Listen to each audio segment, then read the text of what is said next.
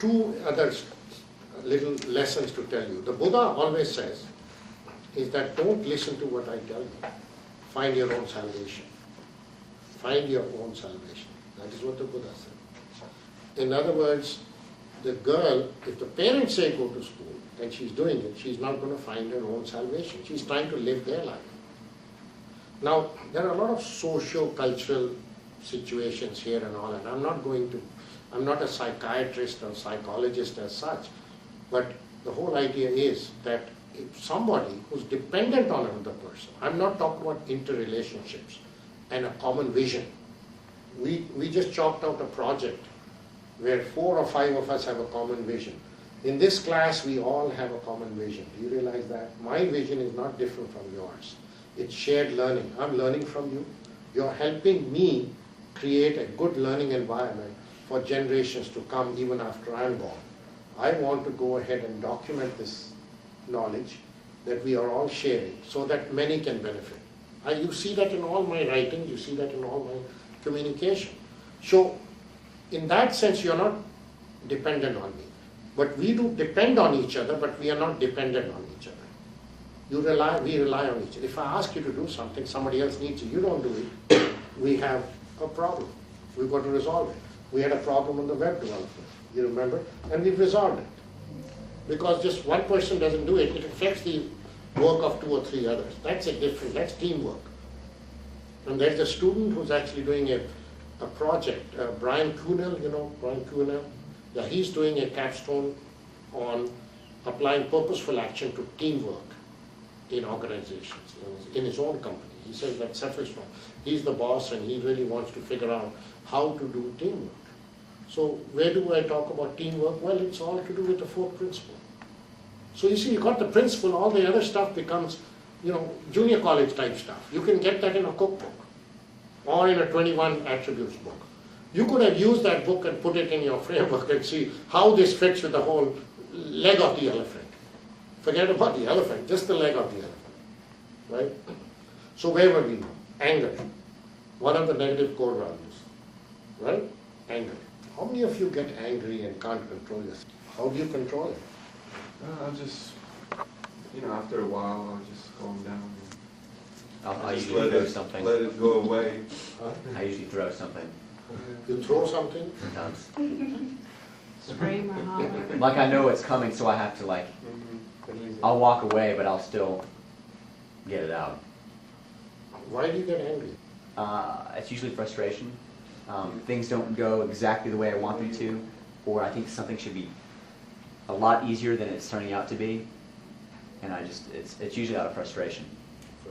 So it's also fear, no? Yeah.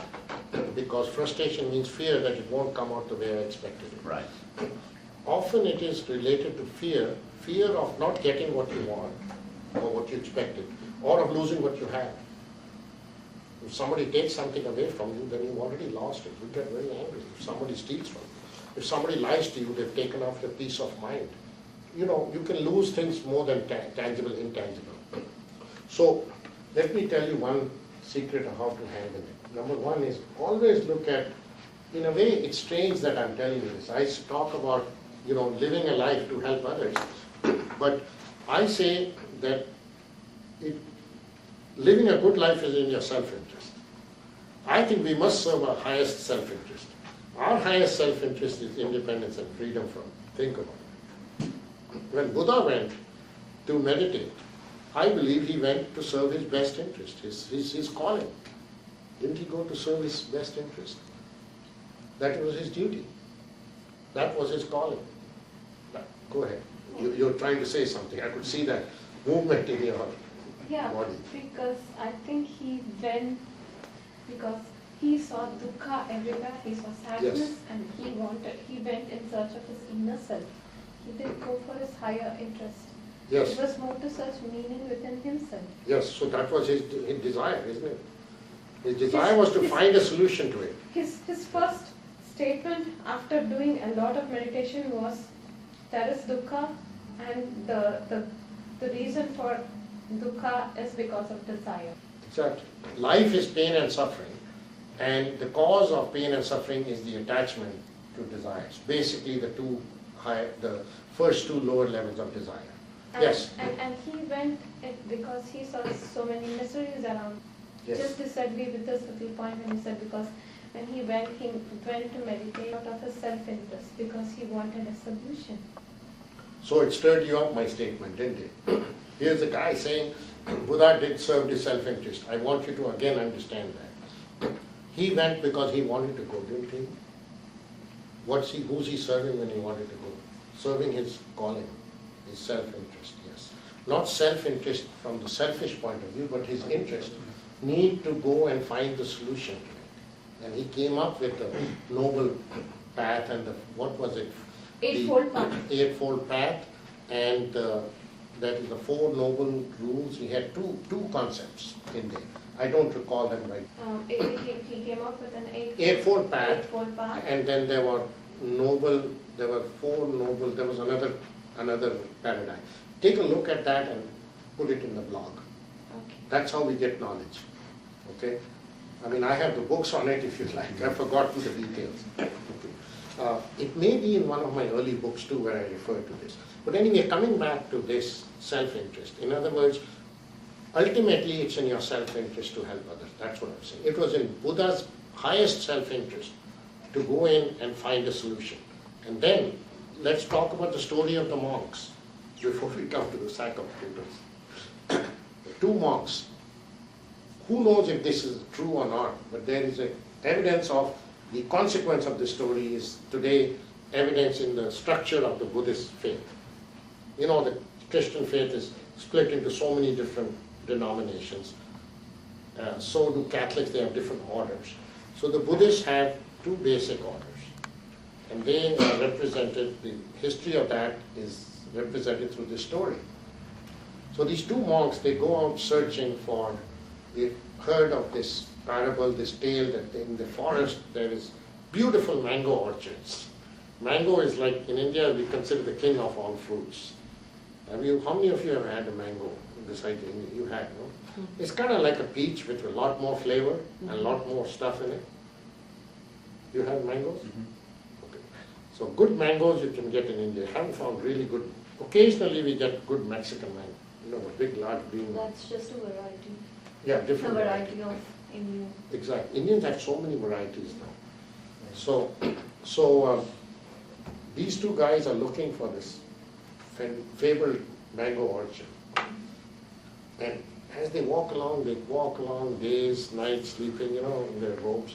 Suddenly one day they see this wall, beautiful wall, with nice creepers around, plants and flowers. And they say, let's see what this is. This looks like it might be. So one of the monks gives the shoulder, the husky one, and the lighter one stands on the shoulder, you know, climbs up edge of the wall, and he says, oh, you won't believe it, we have found.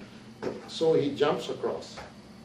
You know, oh no, before that he lifts this other guy, helps him out.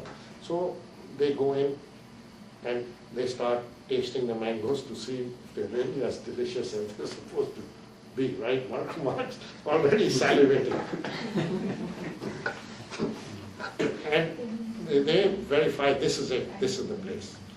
So they said, let's go.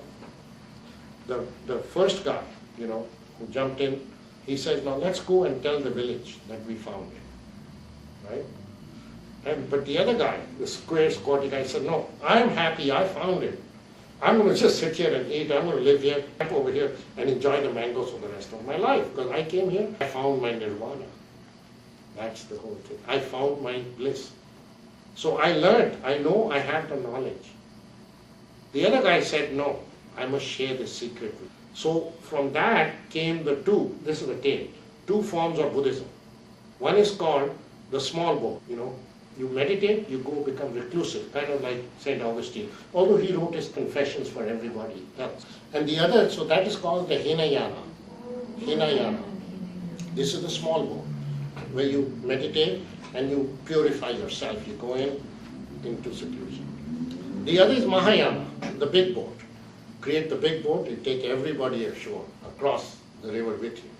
So which type of Buddhism would we be practicing if we were practicing Buddhism? The Hinayana or the Mahayana? Mahayana. Exactly. So much so we don't even need the boat.